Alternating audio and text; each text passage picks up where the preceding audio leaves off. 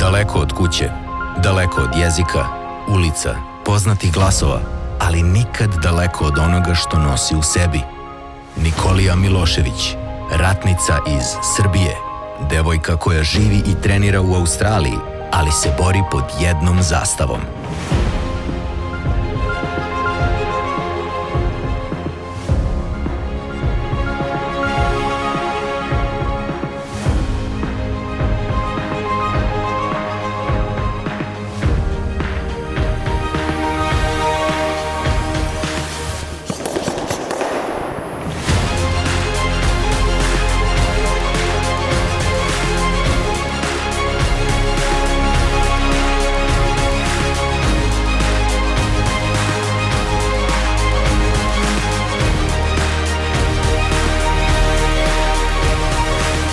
Moji dragi ljudi, evo sam opet u mom Beogradu posle nakon 3 godine kad sam osvojila prvu zlatnu medalju za Srbiju.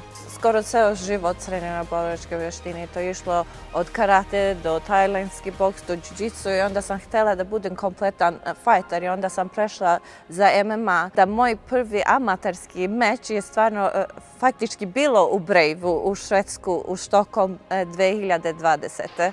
I tako da je sad full circle da ovdje radim moj profesionalni borbu u Brave Belgrade. Sve počne, znaš, iz srca. Mislim da neke stvari ne možeš da planiraš. Ja sam bio u Beogradu i sam bio coach reprezentacije Australije i baš smo onako totalno iz srca smo se spojili. Kad smo bili kontaktirani iz Bravea su nam rekli htjeli bi da imamo Ninu za jednu borbu ovdje. Coach, šta ti misliš? I ja sam samo im rekao, ja hoću najtežu borbu što možete da nađete. Za ovaj meč sam se pripremala protiv jedne cure što je jako dobra u jiu-jitsu. Pripremili smo borbu do detalja kao svaki put.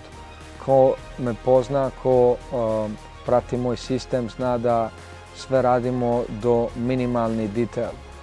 Borba je borba, znamo, sve može da se desi, ali ja i Nina imamo non stop tu stvar što si kažemo, je rečena engleščinom, zašto tako mi to kažemo između sebe. We don't believe in luck, we believe in preparation.